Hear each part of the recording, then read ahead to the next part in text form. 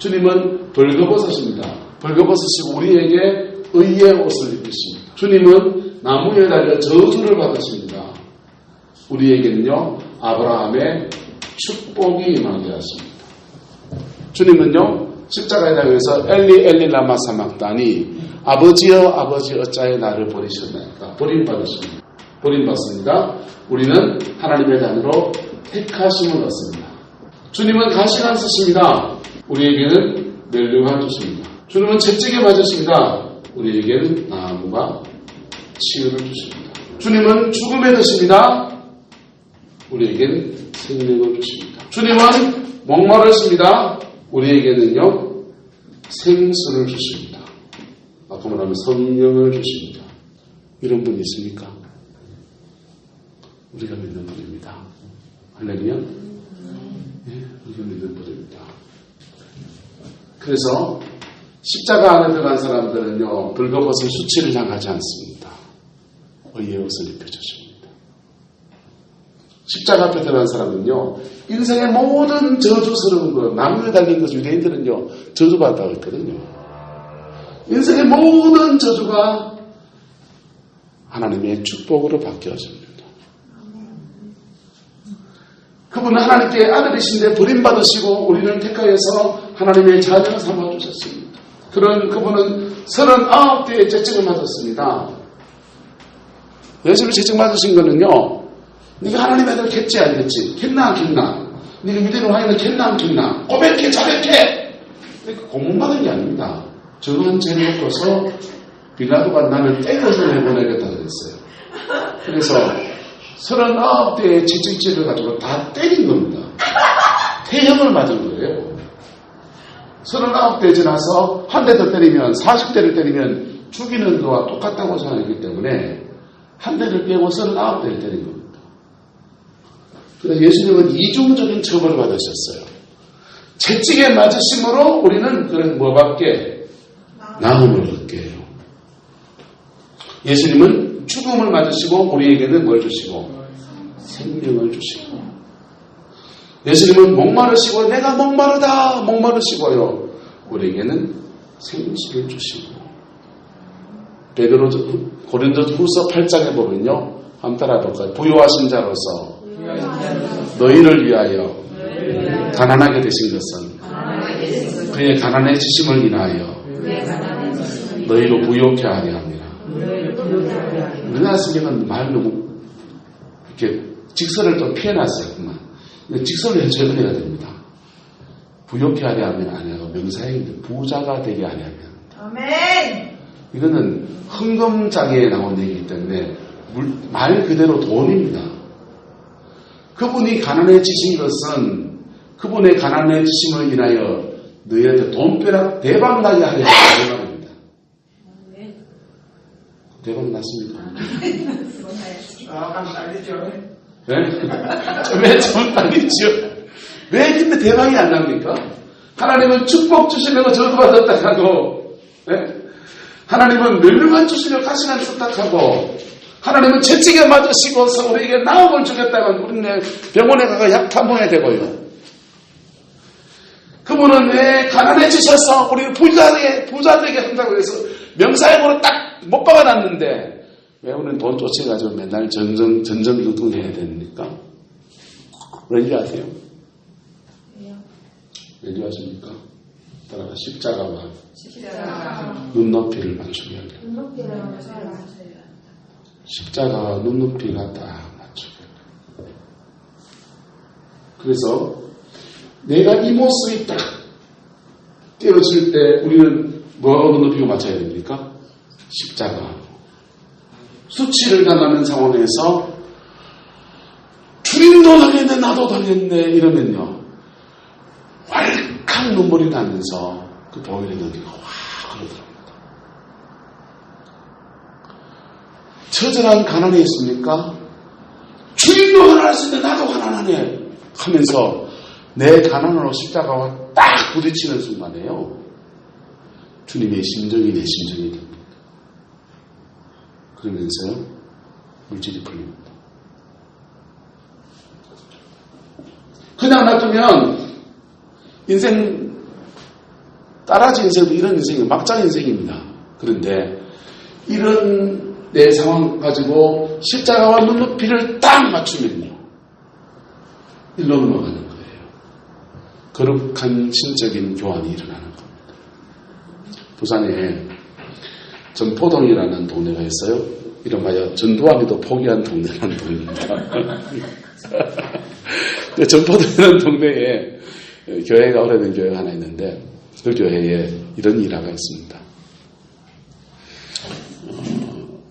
어느 날 목사님이 교회를 좀 비웠는데 어떤 남자분이 술이 떡이 돼가지고 쌀한 말을 쥐고 교회 와가지고 쌀한 말을 예배당 강단 위에다 던져놓고 술을 석 잔을 놔놓고 술을 퍼먹고 앉아있는 거. 그러면서 엉엉 울고 있는 겁니다. 목사님이 평일날 한 남자가 와가지고 쌀한 가위 들고 가지고 강대상을 넣고 술 퍼먹고 앉아있으면 뭐 해야 됩니까? 어디 와서 술 처먹고 앉아가지고 이래야 됩니까? 그 사람을 보듬어줘야 됩니까? 사연을 들어봐야지. 먼저 뭘 들어봐야 돼요? 사연을 들어봐야지. 다시 어떤 일입니까? 사연 들고 기가 막힌 얘기입니다. 이분이 이러는 거예요. 자기가 어렸을 때 너무 가난해가지고 쌀 구경을 못하고 맨날 굶고 다니는데 어느 날 교회를 이렇게 지나가다가 보니까 교회에 쌀이 있더라는 거예요. 승리를 그걸 들고 어린 날 훔쳐가지고 집에 가져갔어요. 엄마도 너무 가난하고 힘을 게 없으니까 묻지도 따지지도 않고 죽거려가지고 먹자. 먹었다. 그래서 그때부터 상습적으로 승리를 뚱쳐가는 애가 돼.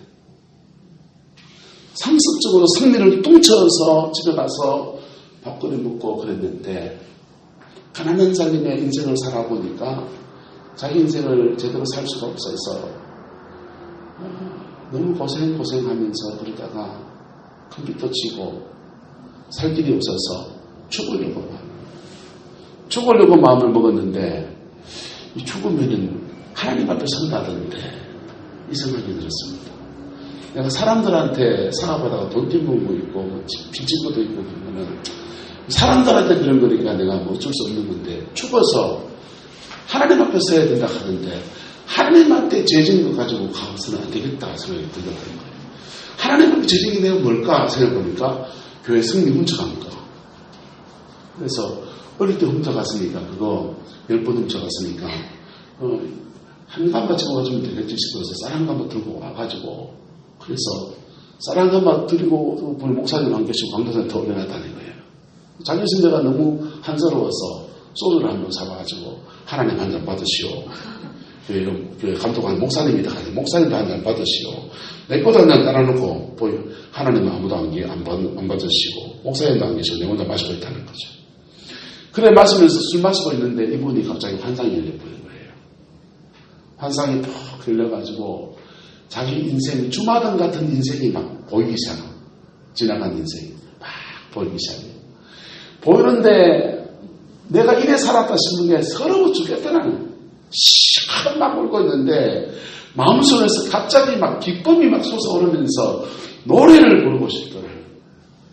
우리말은 찬송이잖아요. 찬송을 막 부르고 싶은데 이 교회 내로는 하나도 기억나는 게 없고 갑자기 찬송이 하나 떠오르더래요. 홍도야 우지 마라 오빠가 있다. 이 노래를 부르는데 눈물이 펑펑펑펑펑 나는 거예요. 하나님이 그 사람이 언어까지 내려오신 거예요. 하나님이 그 사람의 언어 세상에서 방황할 때 나 주님을 몰랐네 이래 불러야 되는데 노래를 찬송을 모르니 그 사람이 알고 있는 노래 가락 안에서 그 사람의 인생과 마주치는 인생의 노래를 찾아주신 게 홍도야 오지. 그 교회는 그게 찬송이래. 그 교회에 그래서 하나님 당신 마음을 위로하신다고 용기 내라고 힘내라고 하나님 함께 하신다고. 그래서 홍도야 오지 마라 부르면서 중생 걸음났어요. 그의 가난, 그의 저주받은 인생을 붙들고 하나님 앞에 딱 나갔더니 십자가와 눈높이가 딱 마주쳐버립니다. 할렐루야. 그러면서 축복의 인생으로 확 바뀌어지는 역사가 나타나는 거예요. 이게 복음이에요. 복음이에요. 그래서 이렇게 바꾸시면서 나의 죄 문제를 정리해 주시고 내 상처 정리해 주시고 내 결핍을 치유해 주시고 이 세 가지를 치유하시면서 우리를 새 인생을 살게 하시고 예수님의 대제장사역입니다. 대제장사역. 그리고 죄가 정리된 사람이 권위를 가지고 있기 때문에 우리 땅에서 왕이에요. 죄가 정리된 사람이 목사 자리에 앉아있으니까 목회를 제대로 합니다. 교회에서 제가 왕입니다. 제 말 한마디에 우리 교회는 뭐 크진 않지만 제 말 한마디 일사천리로 막 움직이지는 않아요. 아직 좀 덜 돼서. 하지만 부동할 수 없는 제 권위 아래 교회가 돌아갑니다. 제가 왕입니다. 뻘짓하는 왕이 돼야 됩니까? 제대로 해야 됩니까? 제대로 해야죠. 그게 하나님이 예수님 안에서 이 삼중직을 하나로 만드시는 거예요. 삼중직. 각자 자기대로 자기 인생을 살게 하시는 은총을 주시는 거예요. 일자의 초기 성도 가운데 마부가 한 분 예수를 믿었습니다. 이 마부가 예수를 믿었는데 예수를 믿고 난 뒤에 그 마부거니까 그 당시에 신분제 사회니까 왕족의 말을 몰았습니다. 말을 탁 보는데 왕족이 묻습니다. 너 예수 믿고 믿는다 하던데 예수 믿고 뭐가 좋으냐? 예수 믿으면 좋지요. 뭐가 좋으냐? 너는 여전히 마부지 않느냐? 그 당시에 마부민은 가장 하층민이거든요. 너 여전히 마부지 않느냐? 그러니까 됩니다. 예수 믿으면 마부가 뭐 별기 되는 게 아닙니다. 마부 잘하는 마부가 되는 겁니다. 왕족은 충격받았습니다. 마부를 잘하는 마부. 그냥 똑바로 기쁨 가운데서 마부의 질을 잘 감당해내는 그리스도인이 되는 겁니다. 이 얘기를 한 거거든요. 충격받았습니다. 이분이 방에 와서 이상합니다. 마부다운 마부가 되는 거다. 야, 이게 도대체 뭔가 하면서 방에 들어와서 성경책을 거기다가 읽었어요. 그리고 한국 초대교회 목사님이 됐습니다. 여러분, 이 시대의 비극이 뭡니까? 예? 이 시대의 비극이 뭡니까? 목사 많잖아요. 서울의 지하철 타고서 목사님! 이러면은 그 객차 안에서 10명이 돌아오는데요. 바로 제 목사예요. 목사가 많고요.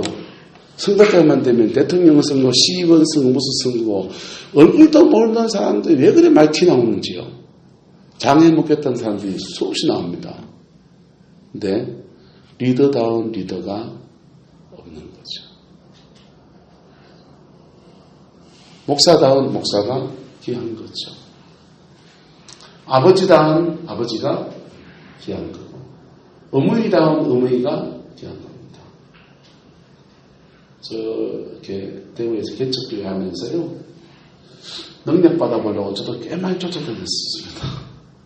제 이력을 김동준 목사님 너무 잘 아십니다. 능력 받아보고 이 산 저 산 타고 다니고요. 그게 아니더라고요. 능력 새로 받는 게 아니고 나다운 나가 되는 겁니다. 할렐루야. 내다운 내가 되는 겁니다. 원주의다운 원주의가 되는 겁니다. 원주의다운 원주의는 십자가 앞에서 이루어지는 겁니다. 할렐루야. 십자가 앞에서 이루어지고요. 그게 정리가 된 사람을 통해서 하나님은 나를 왕으로 삼아서 온 세상 가운데 저는 구름포라는 동네를 맡고 있는 거죠. 구름포라는 동네를. 내가 맡은 자리에서 왕노릇 잘 해나가면 되는 겁니다. 할렐루야. 그래서 이것을 사도 바울은 에베소서에서 만물 안에서 만물을 충만케 하는 충만이다. 로마서에서는요, 무릇 피조물이 고대하는 바는 하나님의 아들들이 나타나기 원하는 것이다. 하나님의 자녀다운 사람들이 나타나서 만물을 제대로 다스려주기 원하는 것이다. 이렇게 말했습니다. 자, 넘어가세요. 그리스도의 사명, 터, 죽음, 부활, 넘어가세요. 승천. 자, 제목만 찍고 보면 죽음, 통과, 부활, 속죄사의 완성이다. 그도 부활해서 우리도 부활한다. 생명이다. 사단의 권세에 대한 승리다. 굵은 거 적었습니다. 승천, 하늘에 계신 그리스도, 높임을 받은 그리스도, 주권을 가진 그리스도, 모든 신성을 가지신 분인데요. 길을 예비하신 그리스도. 2번, 중재하시는 그리스도. F, 무소부재의 그리스도. G, 성천의 교리의 실제적 가치는 어떤 것인가? 성천 교리는 별로 중요하게 생각하지 않았습니다. 그런데 성천 교리는 굉장히 중요합니다. 성천하신 그리스도께서 언젠가 재림하실 것이라는 의식함으로써 우리로 하여금 성결한 생활을 명확히 한다. 성천에 대해서 올바른 지식을 갖게 됨으로써 바른 교회관을 갖게 된다. 다만 인간 그리스도만을 믿는 신앙을 갖게 되면 교회를 초자연적인 능력과 그 뒤를 갖고 있는 것으로 보지 않고 자신의 도덕적 목적을 위해 인간의 사교단체처럼 이대하게 된다. 그러나 이와 반대로 성천하신 그리스도에 대하여 올바른 지식을 갖게 되면 교회를 하나님의 생명이 역사하는 유기공동체로 보게 된다. 성천한 그리스도를 의식하게 되면 이 세상과 이 세상의 것들에 대하여 올바른 태도를 갖게 된다. 오직 우리의 시민 그는 하늘에 있는 자라 거기서로서 구원하는 자 곧 주 예수 그리스도를 기다리노니. 자, 성천하신 그리스도에 대하여 신앙을 갖게 되면 개인의 책임감을 절실히 느끼게 된다. 또한 성천하신 그리스도를 믿게 되면 언젠가 그의 심판대 앞에 서서 우리의 행한 바를 그에게 직고해야 한다는 사실을 깨닫게 된다. 하늘 아래 계신 주님에 대한 책임감을 갖게 되면 범죄하기를 주저하게 되고 의롭게 살려고 노력하게 된다. 5. 성천하신 그리스도를 믿는 신앙은 그의 재림에 대한 즐겁고 복된 소망으로 연결되어 있다. 가서 너희로의 처소를 예비하면 내가 다시 와서 너희를 내게로 영접하여 나 있는 곳에 너희도 있게 하리라. 자, 예수님의 사역 가운데서 죽음, 부활, 성천, 중재, 성천, 그다 하나 빠지는 게 있죠. 재림입니다. 재림하시는 그리스도. 따로 쓰면 안 되겠어요? 종말론을 나중에 한번 강의를 하게 되면 종말론 할 때 좀 더 다루겠습니다. 빠졌습니다. 맥만 잡으세요. 속죄론, 구약의 속죄, 이것도 이미 강의하면서 쭉 얘기를 다 했습니다. 그래서 찍고 넘어갑니다. 속죄, 구약의 속죄, 희생의 기원, 하늘에서 정해졌다. 지상에서 제정되었다. 희생의 본질.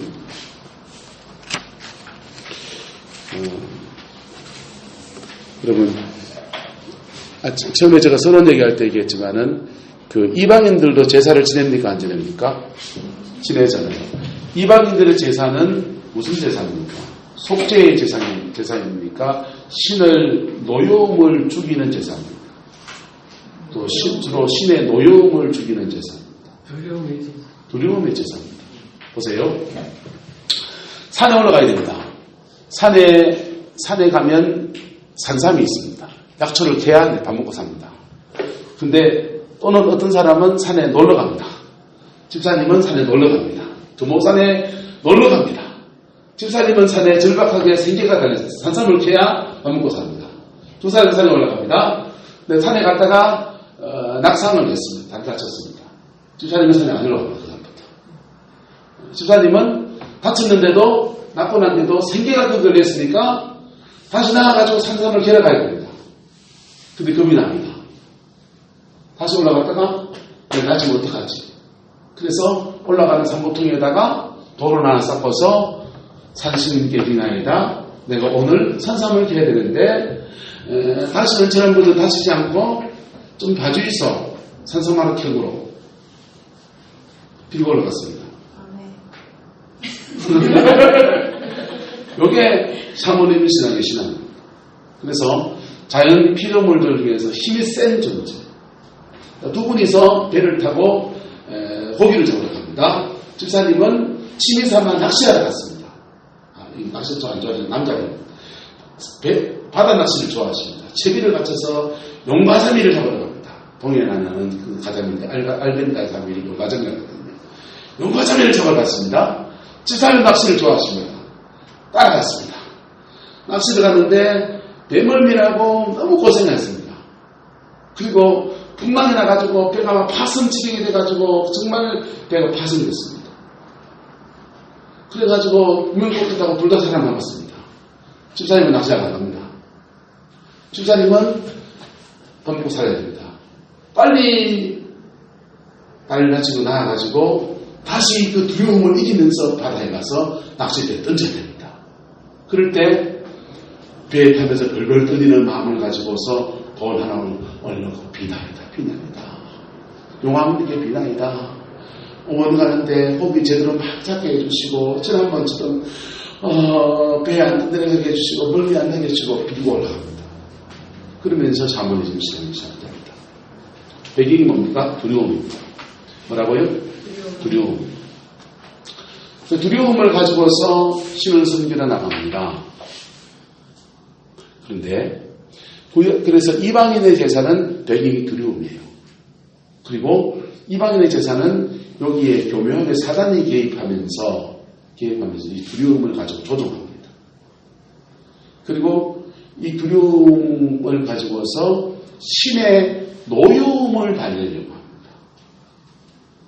노여움을 달리는데 그 두려움의 배경에 신이 위대하고 나는 신의 것을 훔쳐내는 고기를 훔쳐내와야 되고 산에 있는 신의 것들을 훔쳐서 산삼을 캐내와야 되는 그래서 신을 액대하고 달리는 걸 생각합니다. 이런 것이라면요. 모든 만물은 하나님 우리에게 허락하신 겁니다. 그렇지 않은 건 자연스러운 것입니다. 그런데 우리도 신의 노여움을 선택했습니다. 신의 노여움은 산삼을 캐왔기 때문에 노여움이 아니고 너의 산에 가서 캐는 것이 노여움입니다. 도둑질이기 때문에. 네? 신의 노여움은 용화자미를 잡는 게 노여움이 아니고 지구 밑에 걸 잡아오는 것이 노여움입니다. 신의 노여움은 용화자미를 잡는 게 노여움이 아니고 이 동네 살면서 남의 여자 건드리면서 밤새 노름하고 지새끼에다 대고 돈 벌었는 거 하나도 안 갖다 주는 게 신의 노여움입니다. 인간이 가지고 책무와 사람이 가지고 윤리의식들을 어기고 살아가는 것이 노여움입니다. 그래서 이방인들은 신을 달래려고 하지만 기독교는 신의 노여움을 그렇게 달래는 것이 아니라 회개해야 된다. 동의하십니까? 그래서 속죄론. 죄를 어떻게 속하느냐. 구약의 제사는 그래서 모욕론이라고 얘기했습니다. 모욕론. 사실은 모욕론이 아니에요. 구약의 제사는. 모욕론으로 신학이 해석을 한 것이지 구약의 제사는요. 구약신학자가 들으면 욕할 얘기지만 저는 복음에 비춰봤을 때 그런 것 같습니다. 오직 죄를 사는 것은 그냥 예수의 피입니다. 예수의 피고 구약의 제사는 예수님 오실 때까지 죄에 대해서 두 가지 구실을 합니다. 죄에 대해서 기억나게 합니다. 뭐하게 한다고요? 기억나게 합니다. 성전에 가서 번제단에서 죄를 드리면서 양을 잡아드리면서 내 죄 때문에 저 양이 죽는구나 아니고 내가 죄지면 저렇게 죽는구나. 교육입니다. 기억나게 해서 다시 죄를 짓지 않겠다고 하는 결단을 촉구하는 기억입니다. 근데 구약의 제사가 속죄의 기능이 있습니까? 없습니까? 있거든요. 속죄의 기능이 있는데 속죄의 기능은 뭐냐? 속죄의 기능은 예수님이 오실 때까지 죄를 유예시켜 놓는 겁니다. 뭐 시켜 놓는 거예요? 유예시켜 놓는 거예요. 진짜는 구약의 모든 사람들의 지은 죄는 예수님의 십자가에서 다 이루어지는 거예요. 지은 죄는 예수님의 십자가에서 다 속죄함을 받는 거예요. 구약의 양들은요, 예수님이 오실 때까지 죄를 덮어놓고 유예시켜 놓는 겁니다. 그래서 죄에 대해서, 속죄에 대해서 말할 때 구약은 카바라는 단어를 들었습니다. 카바. 말 그대로 커버합니다. 보세요. 지금 이건 깨끗한 종이 아니에요. 보세요. 자, 이 금반은 지금 까맣습니다. 흰 천으로 뭐 했습니까? 덮었습니다. 힙니까? 덮었습니까? 희잖아요. 희지만 디비면 어떻게 됩니까? 까맣습니다. 지성소에 가면요, 시온자가 있습니다. 시온소. 시온소가 있습니다. 밑에는 법궤가 있습니다. 법궤는, 법궤에는 뭐가 있습니까? 그 안에 율법이 있고요. 만나당은 항아리가 있고요. 만나가 있고요. 그 다음에요, 아론의 쌍난 지팡이 3가지 있습니다. 지팡이. 근데요, 율법이 밖으로 튀나오면요, 죄가 드러나고, 죄 드러나면 다 죽는 거예요. 그래서, 시온소는요, 이 법궤 위에다가 큰 항아리입니다. 여기다가 뭘 부어놓습니까? 피를 부어놓습니다. 뭘 부어놓는다고요? 피. 어린 양의 피를 이다 쫙 부어놓습니다. 부어놔가지고 이 피가, 죄가, 율법이 피를 뚫고 나오지 못하도록. 피를 뚫고 나오지 못하도록. 그래서 덮어놓는. 예수님이 오셨습니다. 십자가에 오셨습니다. 그리고 유예되어졌던 모든 죄들에 대해서 덮어놓고 심판 때까지, 주님 오실 때까지 덮어놓고 대기해놨던 모든 죄들을 다 당신의 피를 쏟으시면서 회복시키시는 거예요. 당신의 피를 쏟으시면서. 그래서 예수는 예루살렘 들어가서 첫 번째 하신 일이 뭡니까? 호산나를 외치는 군중들을 지도하고 성전으로 뛰어들어가서 성전을 정결케 합니다. 네, 당신이 죽고 난 뒤에 그 영이 확 들어가야 되니까 성전을 정결케 합니다. 십자가에 죽으시자마자 성소와 지성소를 갈라놨던 휘장을, 두께가 얼마나 합니까? 이만큼 두껍습니다. 해달 가족이. 그 두꺼운 성소와 지성소를 갈라놨던 휘장을 확 찢으시면서 새기는 것입니다. 들어가서 당신의 피를 그 지성소에다 싹 부으시죠. 할렐루야. 이게 이제 구약의 제사가 신약의 제사, 신약의 예수님의 언약과 이어지는 모습이죠. 자, 봅시다. 구약의 희생의 본질, 의미하고요. 희생의 효력. 구약의 희생은 좋은 것이었다. 신약의 희생은 보다 좋은 것이었다. 3번, 동물의 희생을 반복적으로 드렸다는 사실부터가 이 희생이 불완전하다는 것을 보여주고 있다. 이 동물의 희생이 희생을 드리는 자를 완전히 할 수 없었다. 즉 다시 말하면 이 동물의 희생을 통해서 하나님과 관계를 온전히 수립할 수 있는 인격을 함량할 수 없다. 이 동물의 희생으로 새로운 삶의 발달을 이룰 수 있는 영적 변을 단번에 할 수 없다. 4. 동물의 희생을 드린 제사장도 완전히 못하다. 그들이 불완전한 직무를 행하였다는 점은 그들이 언제나 마음대로 지성소에 들어갈 수 없다는 것을 미루어 볼 수 있다. 또한 저들은 예배자들을 온전히 직접 하나님 앞에 인도할 수도 없었을 것이다. 성령으로 보이신 것 첫장막에 있을 동안에 성소에 들어가는 길이 아직 나타나지 않는 것이라. 제사장들 백성으로 하여금 하나님의 영적 체험을 갖게 할 희생을 갖고 있지 못했을 뿐 아니라 섬기는 자의 양심을 온전히 할 수도 없었다. 만약 어떤 영적 이스라엘 사람이 구속에 대한 자기의 소망의 질문을 할 것 같으면 그는 동물의 불완전한 희생을 통하여 그 문제 해결은 미래에 가능하다는 것과 완전한 구속은 메시아의 출현과 더불어 도래야 할 완전한 질서와 관계되어 있다는 사실을 알게 될 것이다. 완전한 희생의 수단에 완전한 속죄가 성취되었으므로 동물을 잡아들이는 희생은 더 이상 필요 없게 되었다. 이 완전한 희생을 통해 인간은 단 한 번에 하나님과 화목할 수 있는 체험을 갖게 되었다. 율법의 희생입니다. 희생으로 할 수 없는 것을 그리스도의 완전한 희생에 성취되었다. 제사장마다 매일 서서 섬기며 자주 같은 제사를 드리되 이 제사는 언제든지 죄를 없게 하지 못하거니와 오직 그리스도는 죄를 위하여 한 영원한 제사를 드리시고 하나님 우편에 앉으셨다. 구약의 제사는 히브리서는 말하기를 죄를 기억나게 하는 제사라고 했어요. 뭐 하는 제사? 기억나게 하는 제사. 히브리서 9장은요. 염소와 암소의 피로 능히 죄를 소화증한다. 죄는 누가 소화할 수 있습니까? 왜 예수님이 소화할 수 있습니까? 인격에서 안다라는, 인성에서 안다라는 부분인데, 그래서 많이 배웠어요. 그렇지. 예수님은 완전한 인간으로 이 땅에 왔습니다. 우리가 혹시 나라를 위해 죽는 분도 있습니다. 이 유관순 여사는 나라를 위해서 희생했죠. 그래서 3.1 운동만 되면 3.1절만 되면 우리는 그분을 기억합니다. 그분은요, 서대문동문소에서 조용히 그냥 태양만 나가고 그런 고문을 당한 게 아니에요. 굉장히 성적인 유린도 당했습니다. 성적인 유린도 당하면서 그렇게 희생을 치렀어요. 그래서 그분을 고맙게 생각합니다. 그렇죠? 그런데 그분이 우리 죄를 속한 건 아니에요. 만약 여러분의 죄를 위해서 내가 죽겠다고 하면 내가 여러분의 죄를 속할 수 있습니까? 없어요. 나도 죄인이거든요.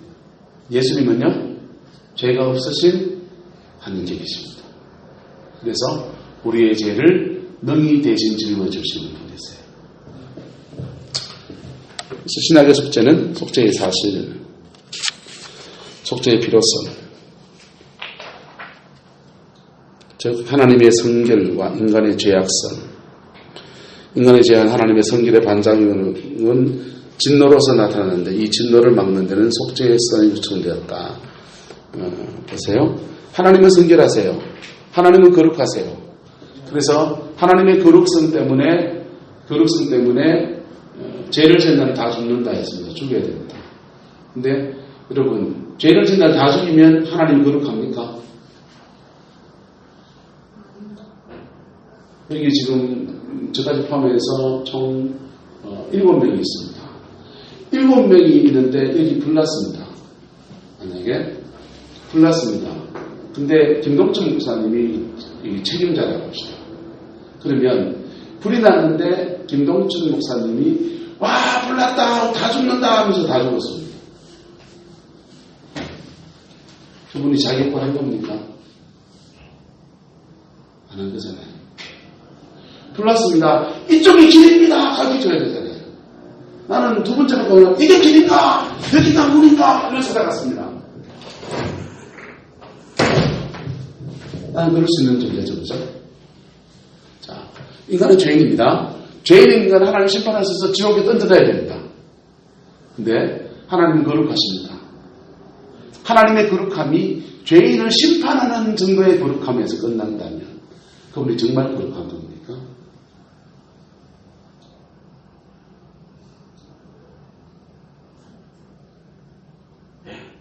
우리 지구상에 지금 50억 인구가 있습니다. 50억 인구를 다 지옥에 던져넣는 정도라면 그분이 거룩하십니까?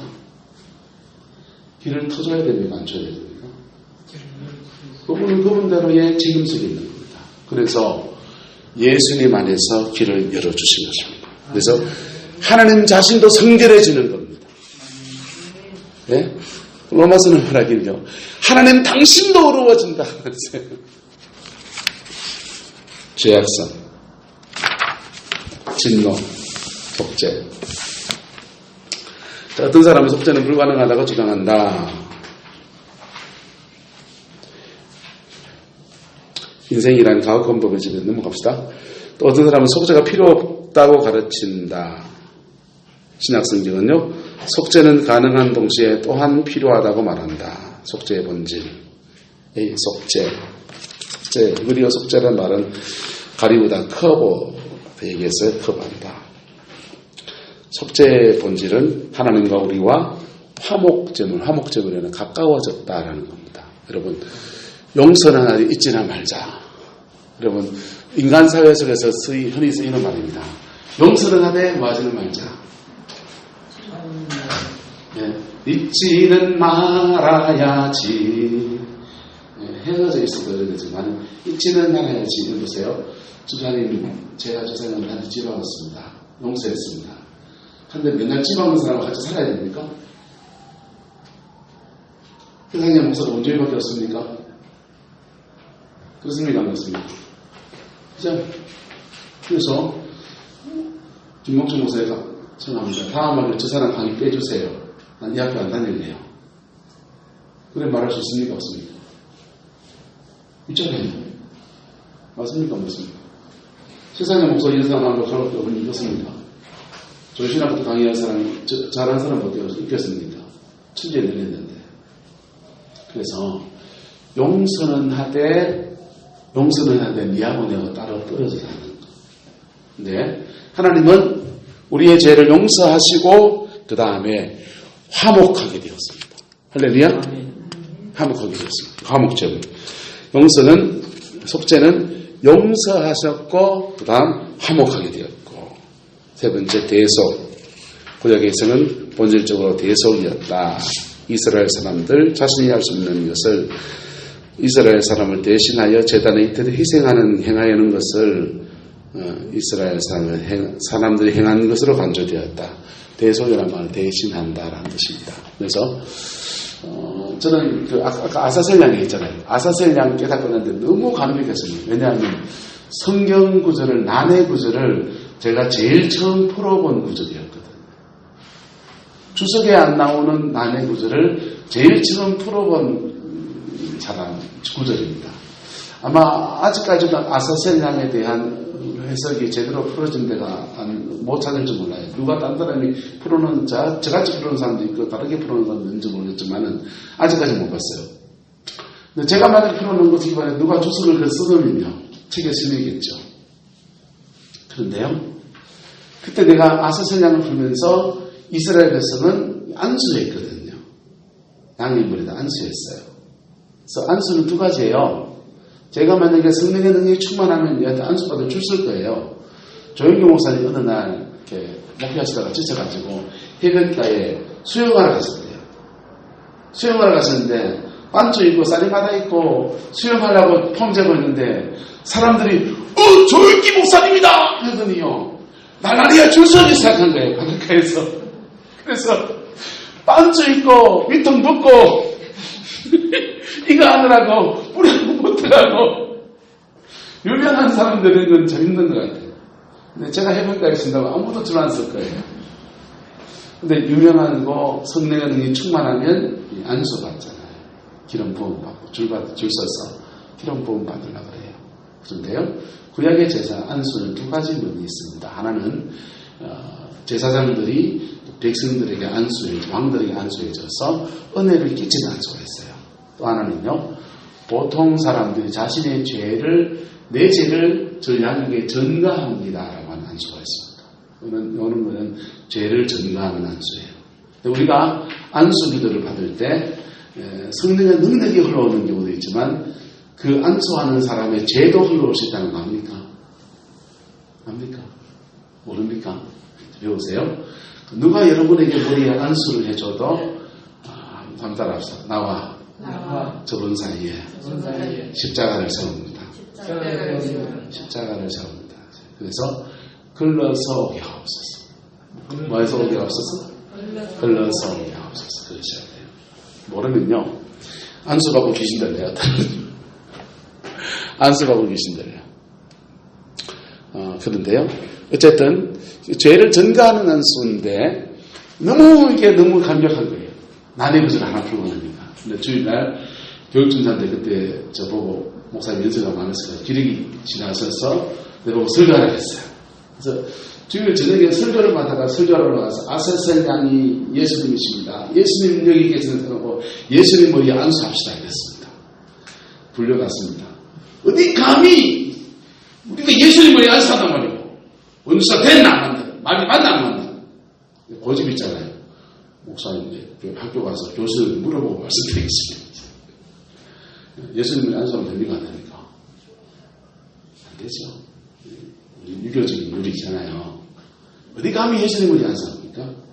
그래서 바꿨습니다. 그 다음부터 겸손하게 혈육동 여인처럼 예수님의 옷자락만 잡읍시다. 할렐루야.